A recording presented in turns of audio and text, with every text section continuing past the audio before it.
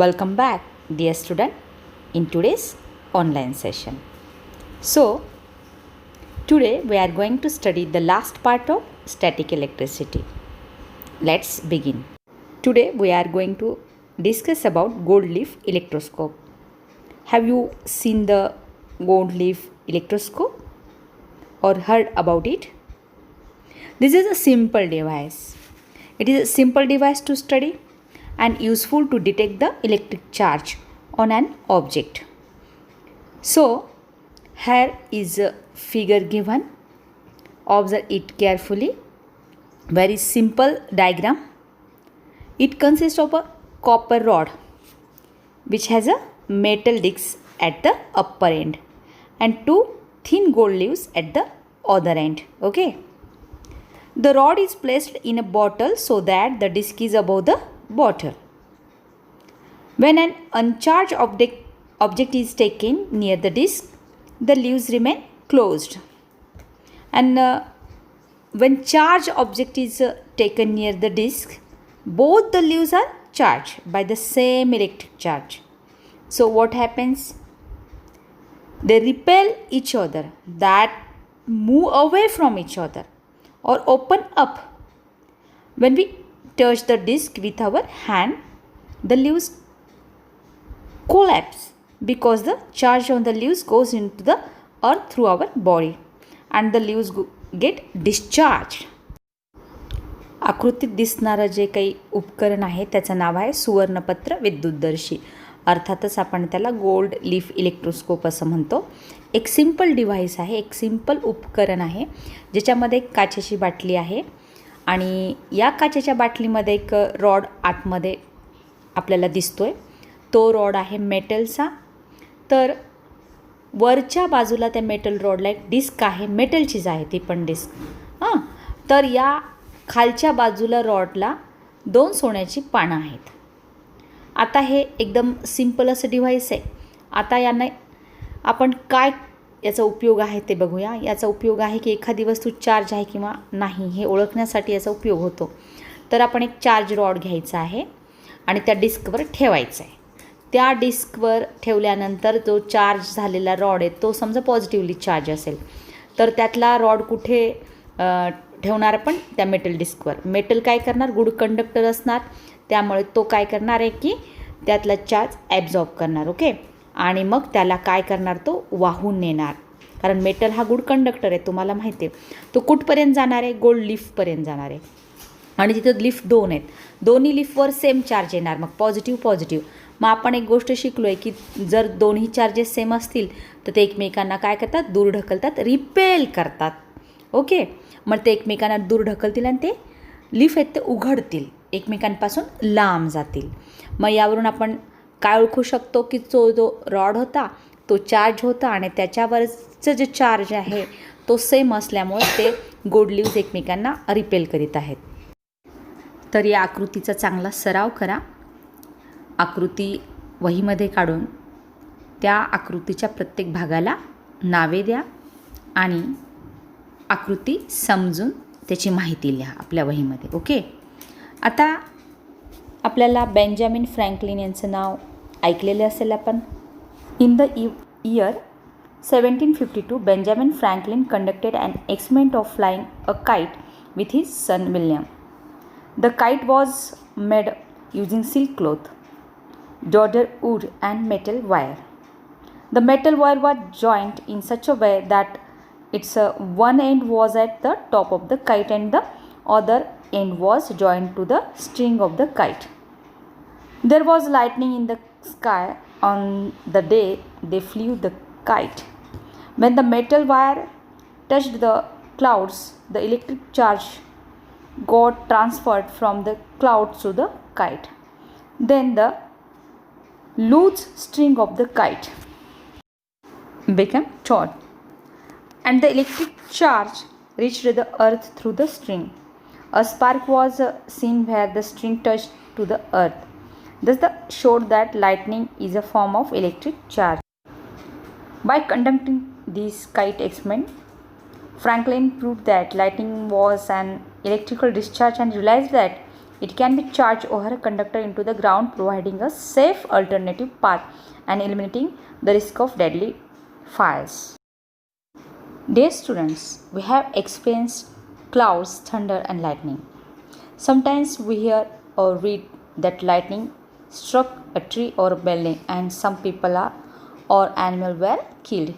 How does this happen? How can we prevent such injury or death? What is it that actually happens when there is lightning in the sky? And when the lightning strikes the earth? So let's study.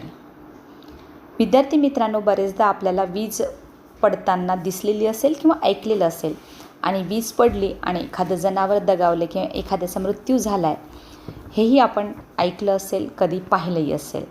तर ही वीज पडणे म्हणजे नेमकं काय, त्याला आपण scientific भाषेमध्ये lightning असं म्हणतो. तर नेमकं होतं काय या प्रोसेसमध्ये?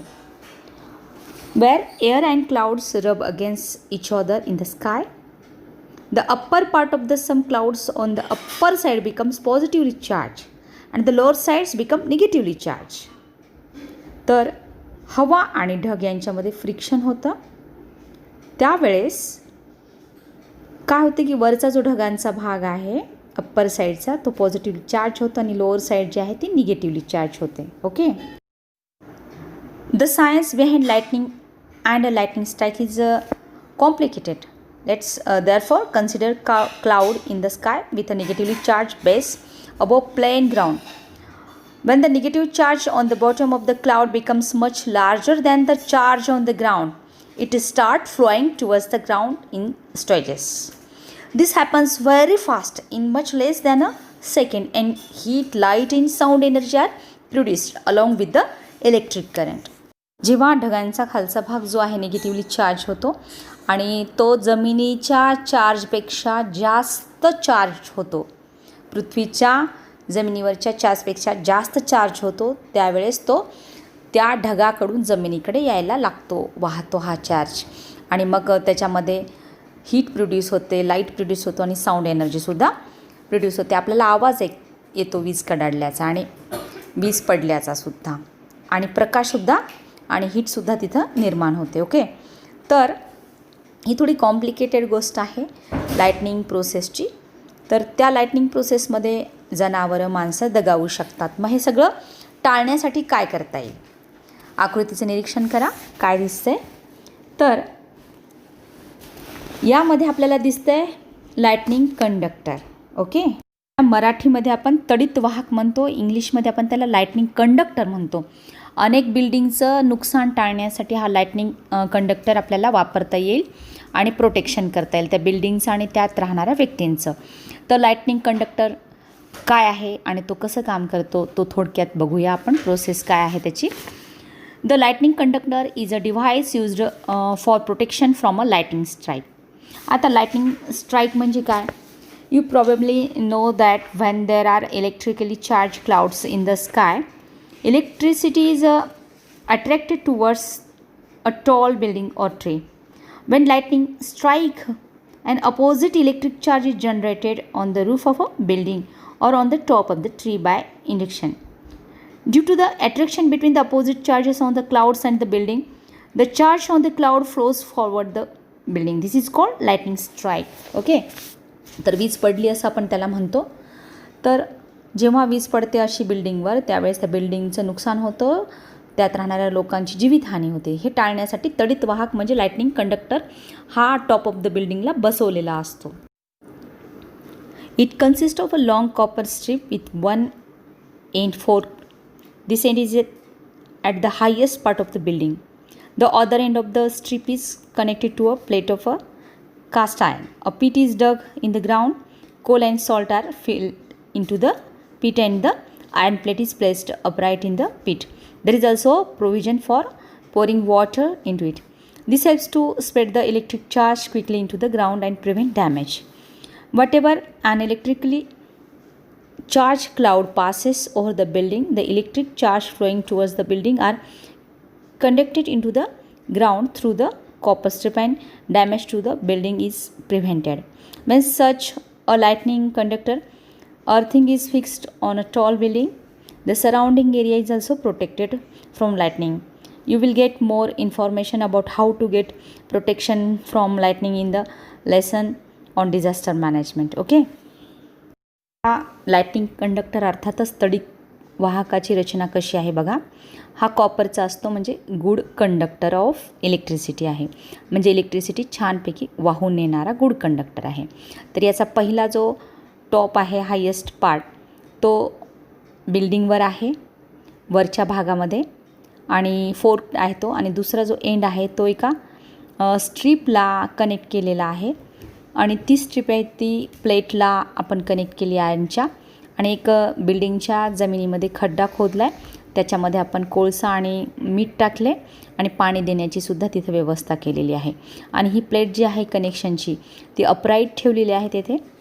जेव्हा कधी वीज येईल बिल्डिंगवर तर त्यावेळेस वरचा जो भाग आहे टॉप एंडचा तो काय करेल, कंडक्ट करेल इलेक्ट्रिसिटी आणि जमिनीत असलेल्या प्लेटपर्यंत तो नेईल आणि प्लेटमधून मग जमिनीमध्ये जाईल. कारण जमीनसुद्धा काय आहे, उत्तम प्रकारची कंडक्टर आहे, इलेक्ट्रिसिटीची गुड कंडक्टर आहे.